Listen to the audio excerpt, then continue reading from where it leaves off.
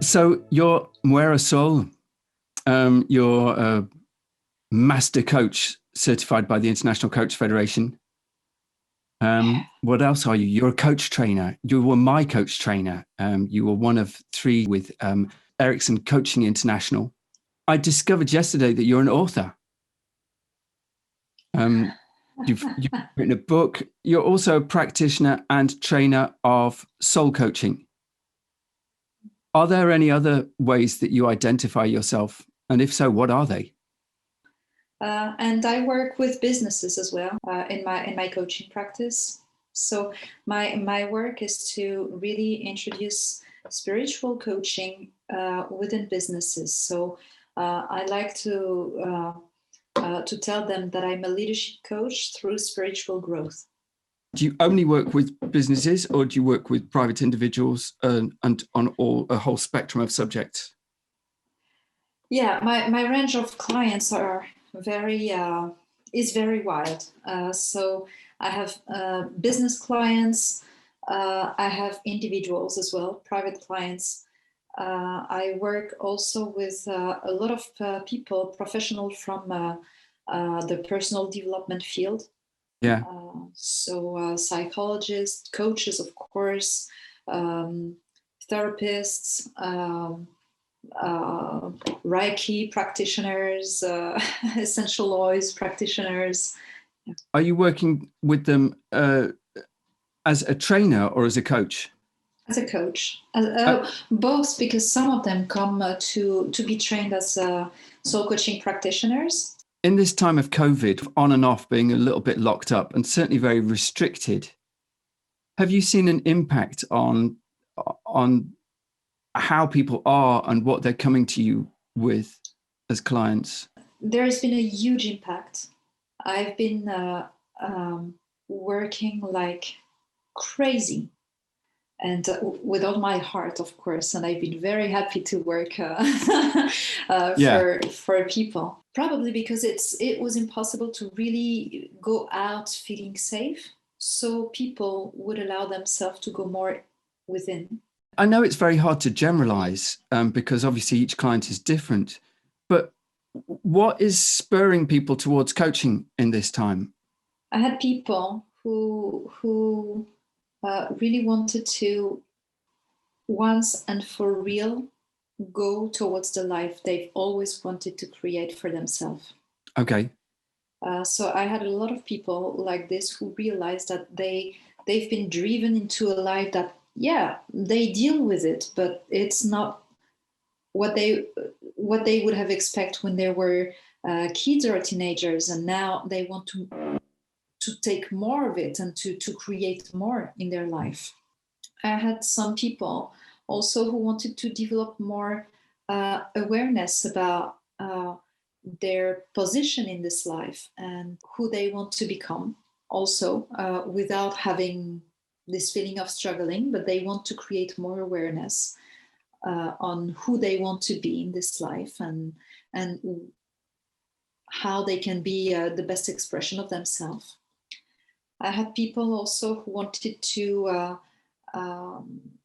develop their talent, and they wanted to gain more, so that was more on the training part.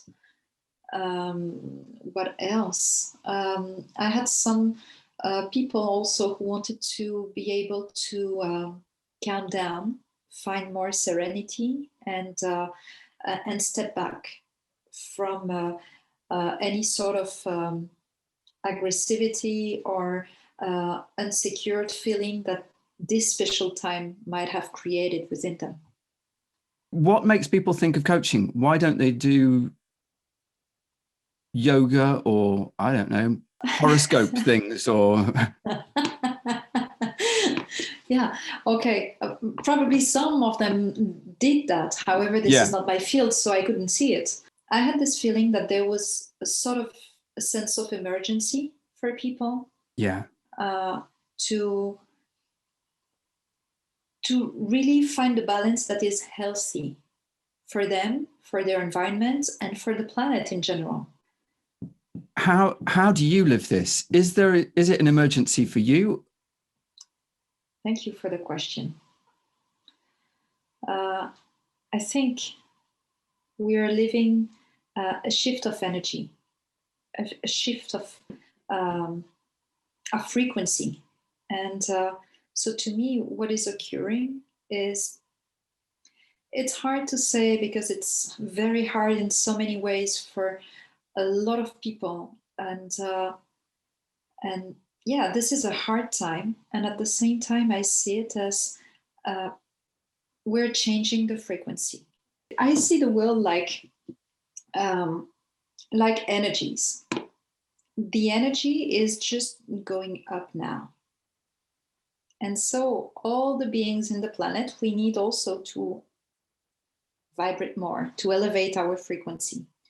So yeah, to me, at least 21st century is a good opportunity, because it seems like more people are ready to go there, to take into consideration that there is not only the conscious world, but that there is a subconscious world, that there is a subconscious reality that is existing. Now I'm thinking about your business people. Good communication practice is to go to where the person is first, and then you can kind of lead them or accompany them to a place where they can start working on themselves. Do you walk in as a hard-nosed businesswoman going like, right, we're wasting time is money, and then gradually kind of like take them like, I just want you to slow down your breathing and be aware of your hands? You know, how does that actually function? How do you get the interest and the trust of business people? So there are several answers on different levels on what you're doing. Okay. You're asking. First is, I've been very lucky, but in fact, I businesses approach me. Yeah. What is happening in the business place is that management is changing as well. Actually, the leaders who've approached me, they're quite on the top of the businesses, and they're very spiritual. They're really happy to go there, because this is really where they nourish themselves to be better leaders. Why is it increasingly that people want a more web interconnected structure than the traditional hierarchy? The boss is the boss and tells other people what to do. That's a good question, huh? You know, if you look at the spiral dynamics, this is perceived as the natural evolution. It is shown sort of the ages of the world, and how we move from one age to another to another. It can be seen also individually, like, you know, when you're at the beginning of your life, what matters to you is to be in the survival mode. Yeah. And then you grow up a little bit, and then you become very authoritarian, and then you say no. Your parents are asking you questions, you're 3 years old, and you're like, no. Yeah. And in fact, we build our identity that way. And actually, what is shown in the spiral dynamics is it's going pretty much the same also for the business environment. And we faced this age where we need to have sort of a patriarchal way to manage. Yeah. And it worked for a certain time, and fine. But now we've asked people to be experts on so many areas that sometimes they're more expert than the manager. And then they need also to fine, they can communicate from expert to another expert from another field. Yeah. So probably this is another age that we're entering in, where it's more It's more based on clear and respectful communication, with taking into account that we're having another human being who's as talented as us in front of us, and that by honoring this, then we can go further. If you want to get more out of people, they need to feel more involved and they need to feel more motivated. And to do that, being treated as equal partners with just different roles, or complementary roles, is just simply practical. Yeah, it makes me think of this book from Daniel Pink, which is called Drive. Oh yes, called and, Drive. Drive, yeah. Yeah. And this is what he's saying. In fact, he's saying now in the business environment, we ask a lot of people to be like overqualified. They're very good at what they're doing. And at some point of qualification, money is not necessarily something that will drive them to be involved in the business. And what will really drive them is to have more responsibilities, to feel the trust, to feel like they're good people and they're welcome in sort of a family. Yeah. I remember a client now, and we were having this session because what he wanted in this session is take a decision on what person to hire. So he was about to have a new member in his team, and he had 2 people in mind, but he didn't know really. And so we started to discuss. I started to ask questions. As you know, in coaching, we ask questions, or we don't give any suggestion, of course. No. He said, that's very difficult because we're reaching a point where these 2 persons are extremely talented. They're really good.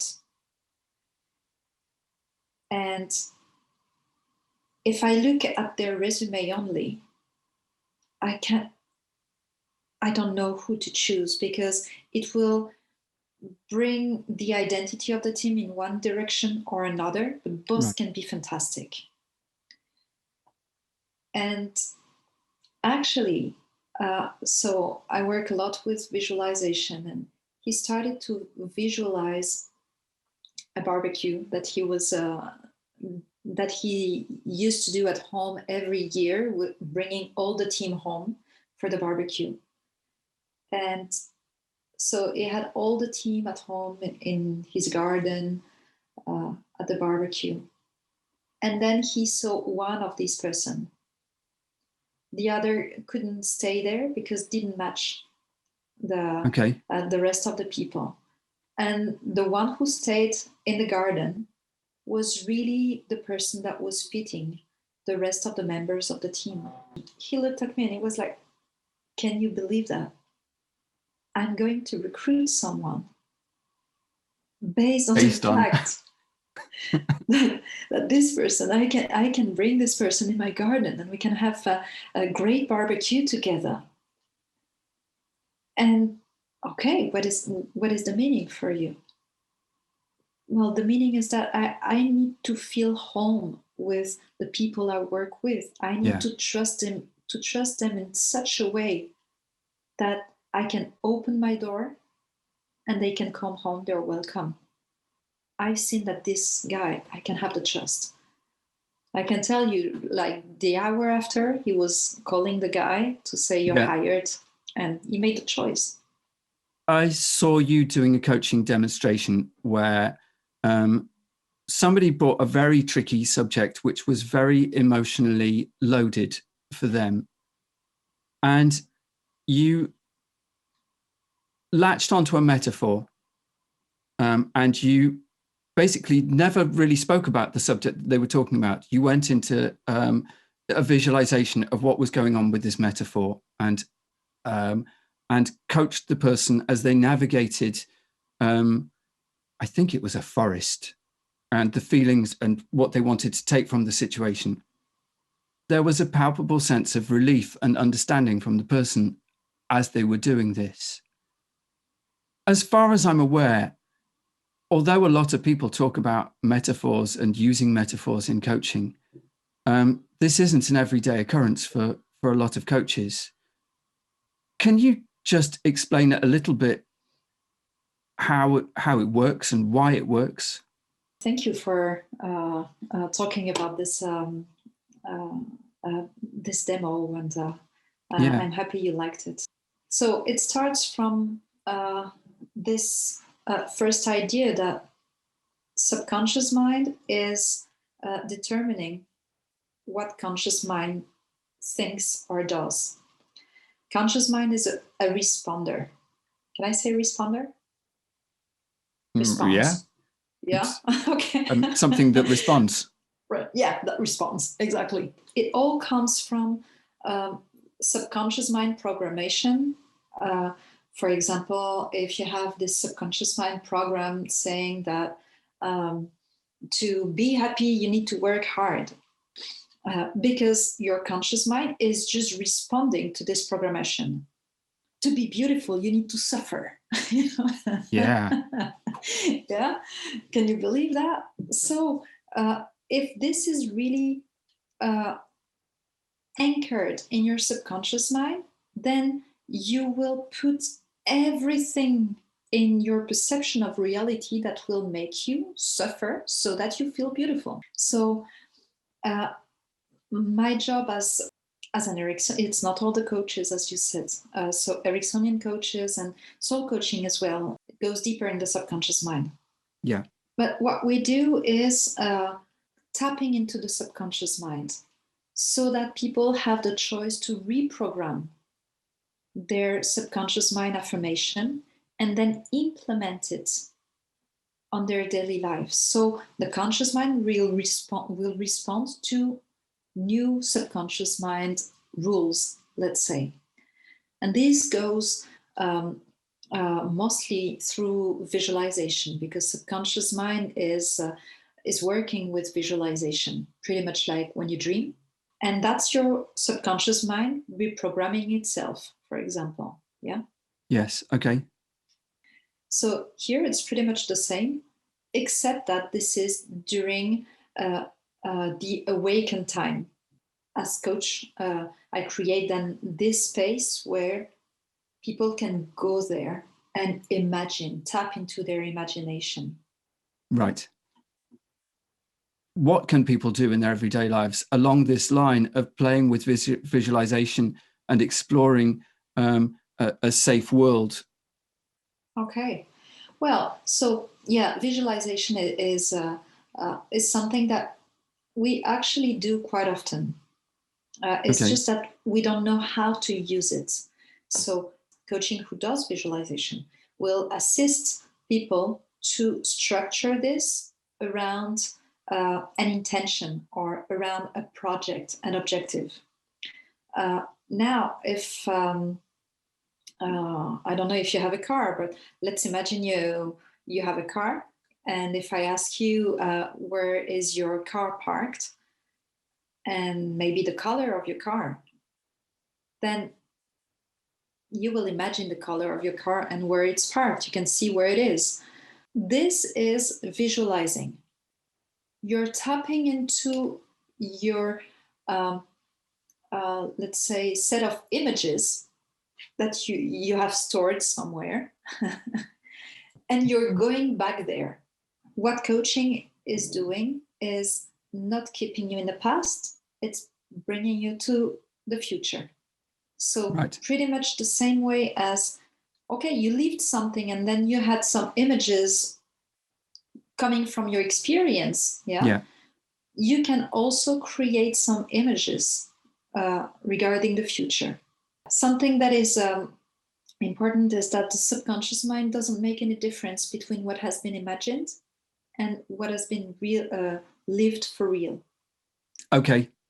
Yeah. So once you allow yourself to visualize the future, to imagine a desired future and make it as real as possible, then the subconscious mind takes it for granted. This has occurred already, done. Yeah.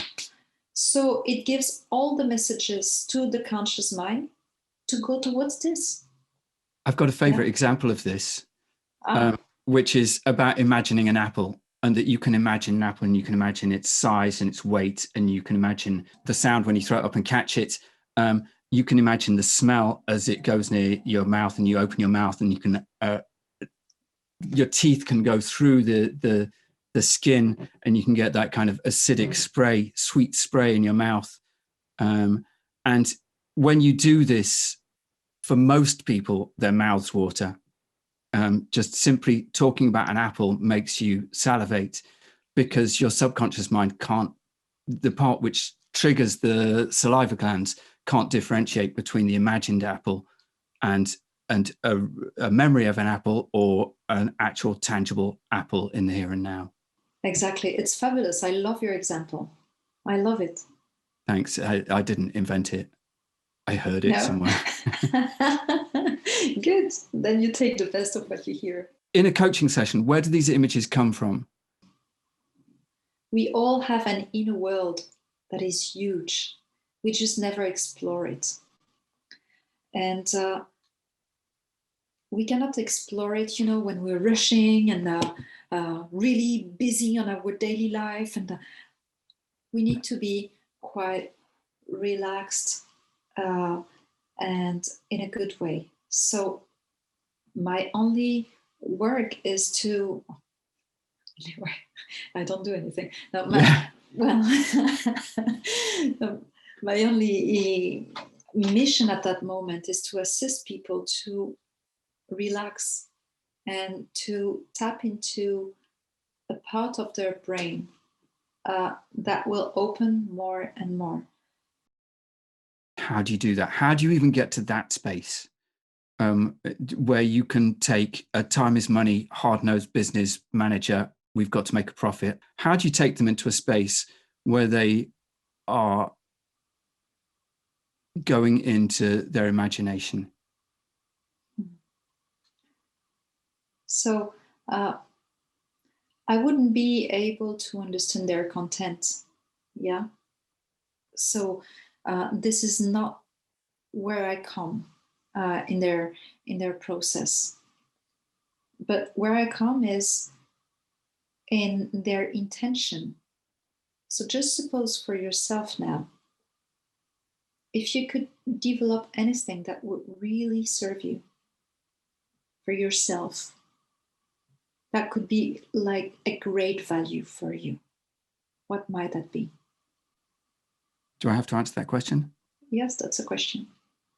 I'd love to have more confidence and to be able to do something like speak on camera in the same way that I might speak if I was sitting in a restaurant or in a bar, to go to a new level of relaxation when doing this kind of job and feeling that my brain was fluid and flowing.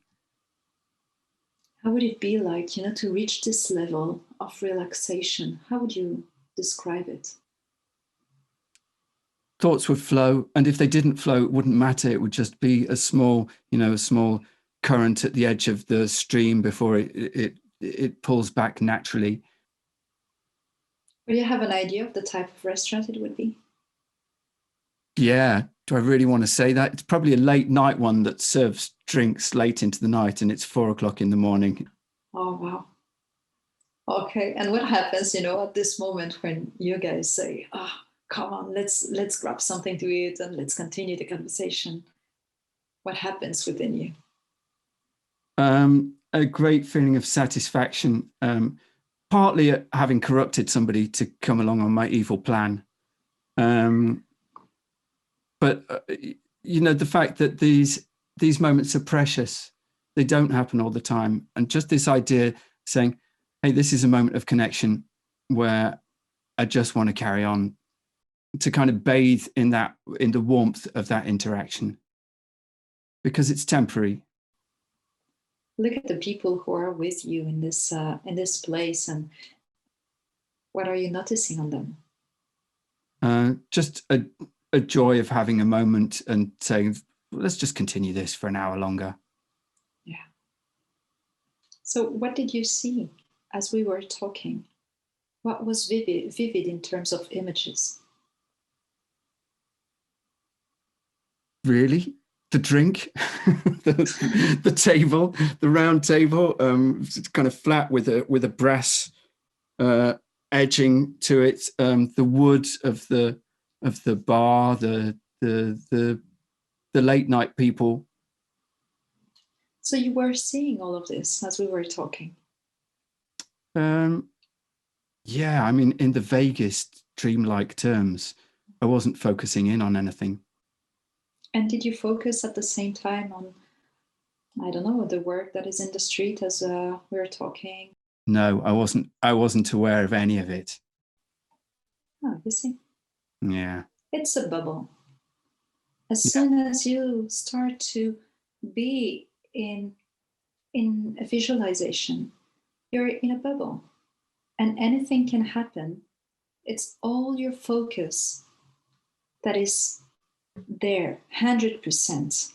And then when you come back, then you can hear again what's around you, and your consciousness goes in some other places. Yeah. Can we go back to what just happened then? Yeah.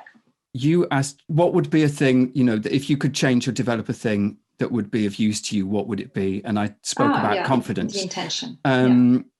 You picked up on a restaurant. How are you? I brought up the restaurant, but you picked up on it.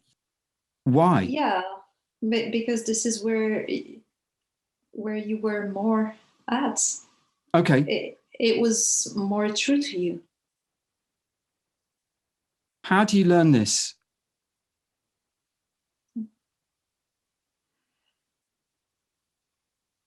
I don't know. I'm unconsciously competent now. Yeah. So some of the things that I do, I don't remember whether I learned them or whether this is natural. But we do develop things. I mean, there are things that I mean, and without going into the whole philosophical or scientific nature versus nurture debate, some things are learnt when we are so young or so much part of our personalities that we don't know about this. But there are other things which we do learn, and we change ourselves just as all other adults continue to change and adapt. There's this forever need to work on this sensitivity so that we hear in a level that is content-free, that is out from the structure of what is said, but that is really taking the emotional and energy level of what is happening in the situation. Having worked with you, you bring in elements like breathing and meditation, or taking moments just to kind of center yourself. Why? What does this do? What does it bring? There are many ways to reach this state of mind, or to empty our thinking process, our thought system that sometimes can obstruct us from what really matters. Now, meditation is really powerful, that's for sure. We perhaps are much more available to trance states than we imagine. Oh, yeah. It's not always just about slowing down your breathing and being conscious of the I so agree. Sounds around you. And honestly, I have to say that, on my own times, I can be fully TV addict. Oh, can you? But yes, because this is just a way for me to, wash my brain. And I could do something else. I can do some sport. I can do some, it depends on the times. We naturally go there very easily. Yeah. Same when you're telling a story, and it can be kids or grown up. You're telling a story, and people go like, because we're into the story, Yeah.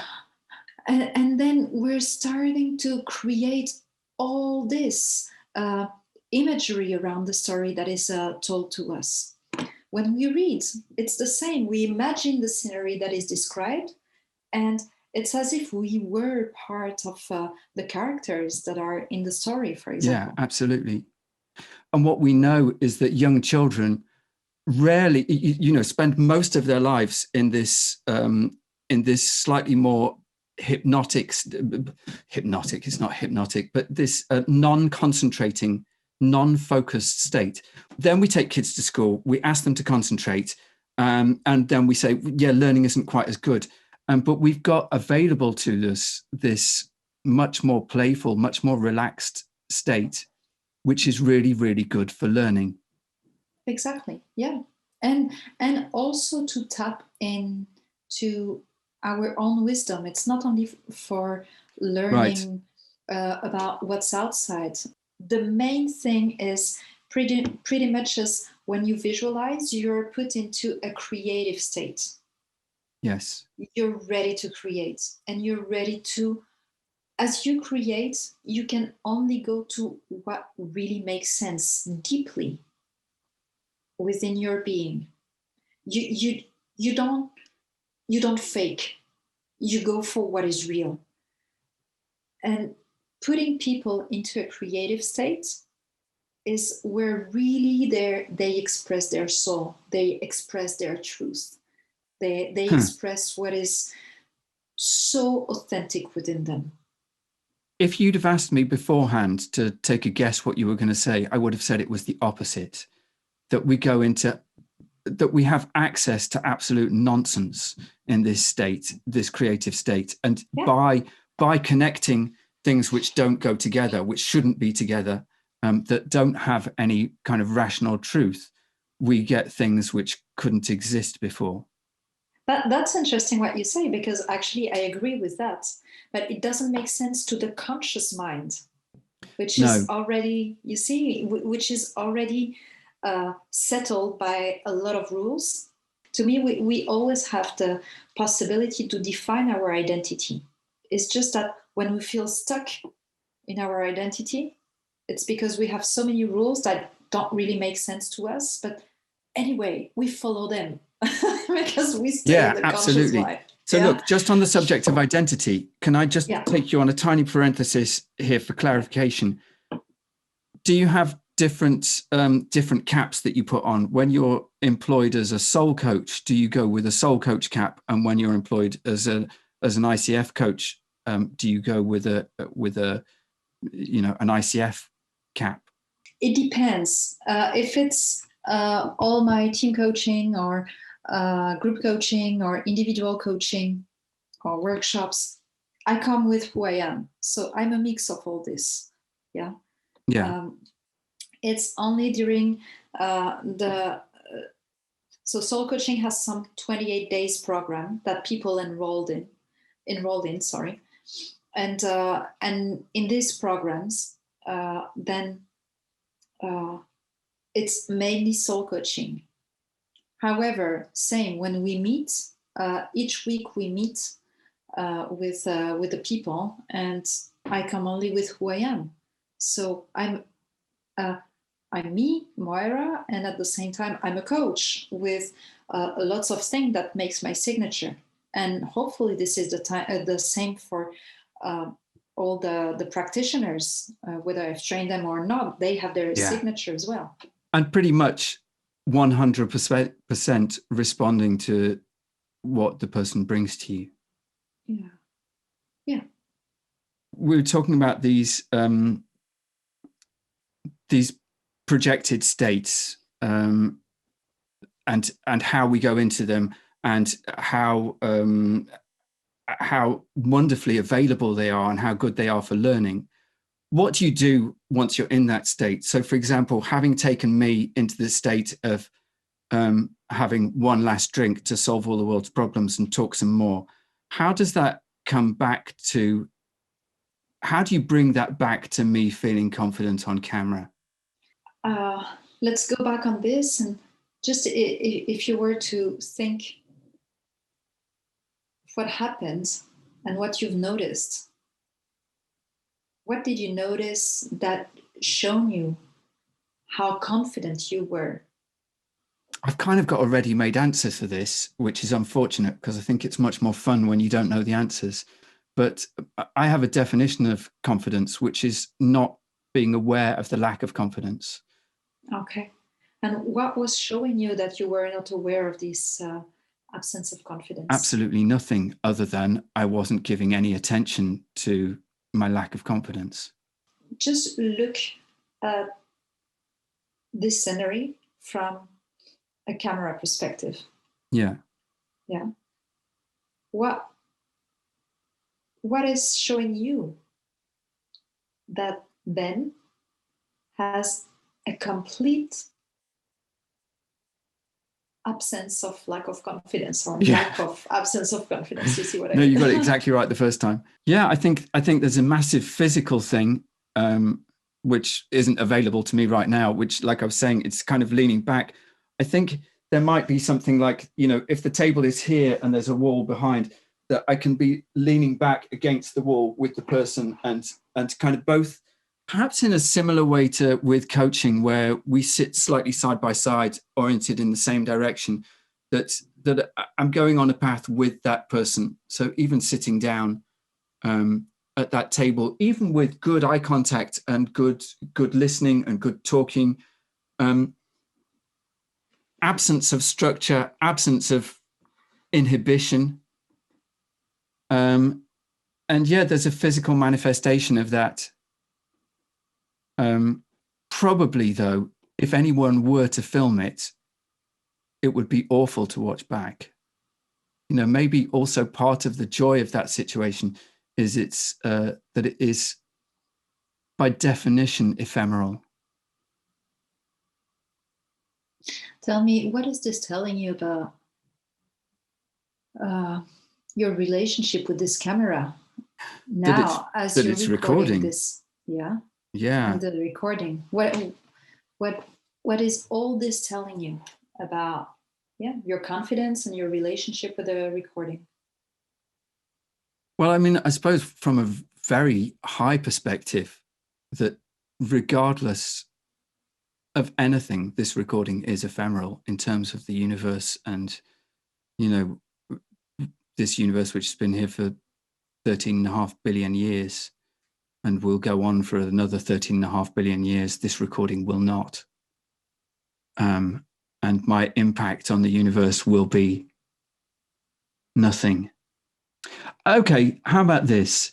That the quality that I would like to be able to capture on camera would be the one where I didn't care. Even regardless of the recording, that I was okay with that people see me being awful. So tell me, if you look at, if you consider all this conversation that we had so far, and if you were to point out all the moments where you didn't really care about the recording,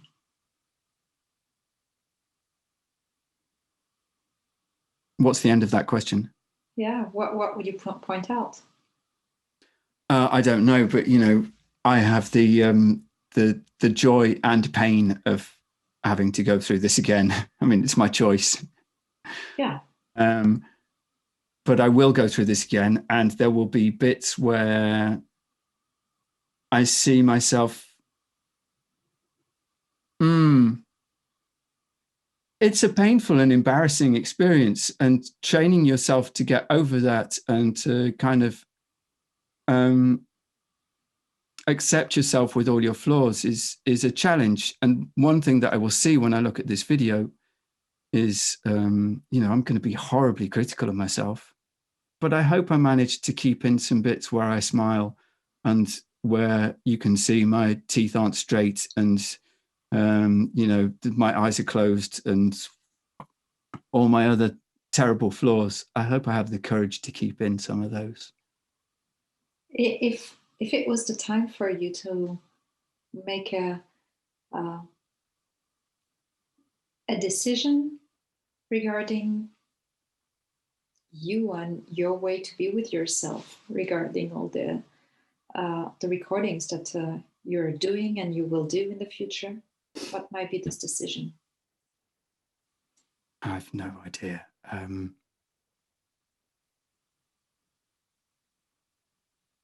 Certainly to be kinder to myself, because I actually like myself better when I'm being kinder to myself.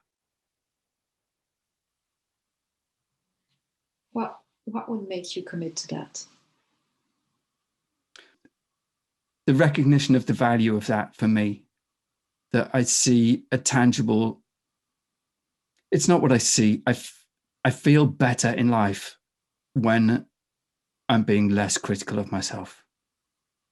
And I do want the criticism, but I want to find ways of taking that in a non-constructive, in a non-destructive way, and using that as construction, but also allowing myself to fail and learning through failing, and the joy of that, and the joy of the adventure. How do I commit to it? Because that is my adventure, and that's something that I do. I think there's an identity thing here. In terms of identity, you have an idea of what is the Ben showing up now? Yeah, it's part of my identity that might be called Ben the adventurer, Ben the person who does what he's scared of, and is for all the pain and shame and all other negative emotions, I still get a massive hit from it, and a massive pleasure and pride from going on adventures. Ben the adventurer. Yeah. Kinder to yourself, so Yeah. you feel better in life. I suppose I just want to debrief a little bit. Yeah. How was it for you?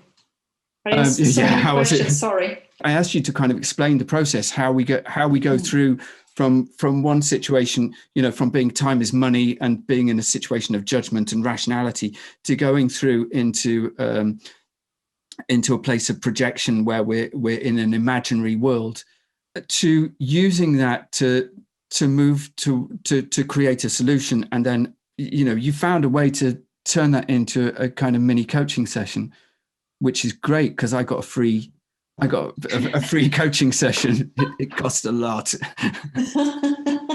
So how was it for me? It was great. Thank you. Because I got more than just looking at something which is important for me. We got a little demonstration. Just, I have a question. Sorry, because sure. The adventurous Ben, and I'm sorry I need to ask this, because otherwise I will have this in my mind, and I think this question belongs to you. What will it bring to you and to others to have more of this adventurous Ben?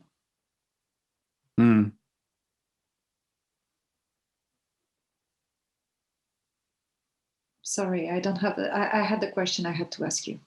Just to do honor to that question, the honor that it deserves, is I'm going to write it down.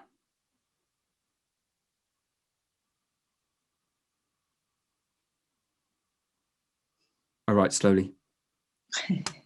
I get an immediate image of that. I get something very intangible and very blurred, but it's a nice thing. But I will think about that more. Thank you. Can you just really quickly just go through the steps of what happened there? You settled an intention. Yeah. Yeah. We settled an intention. And it was positive. This is something that you wanted to develop for yourself. Okay. Yeah. And then you started to figure out how this intention could be real. And you had this image coming, the bar, and Yeah. So you made it real. And then we debriefed on that. How was it for you? What did you notice? Yeah. And what is this telling you for your intention? What is really there for you? So we just explored afterwards what was the meaning of this intention becoming real in terms of image. What was the meaning of it for you? Yeah. Now, if it was more a coaching session, you would have had an action plan at the end, of course, and things to implement it in a daily. But already there were elements of that, like you asking, how would I commit to it? And also the question, what will that bring to myself and others? This is another element of anchoring this into reality. Exactly. It wasn't strictly a coaching session, but it was as near to a coaching session as one comes to informally in conversation. Yeah, exactly. It was just a coaching approach, and thank you for accepting to play the game with me. No, but thank you for bringing it. Thank you so much. It's been absolutely wonderful and a rich experience. Always a pleasure, of course, but this is a special pleasure because we've never done anything like this before, and it's not going to be something that we do regularly. So what a joy to be able to share that moment. Hey, thanks for watching. There's a lot more information, videos and articles about all kinds of things to do with coaching at coach-works.org. These videos are a lot of fun to make. They're also quite a lot of effort and really time consuming. So if ever you enjoyed it or found it useful, please leave a like or subscribe to the channel. Because apart from anything else, it helps search engines get information like this to people who are interested in it. Thank you very much. See you soon.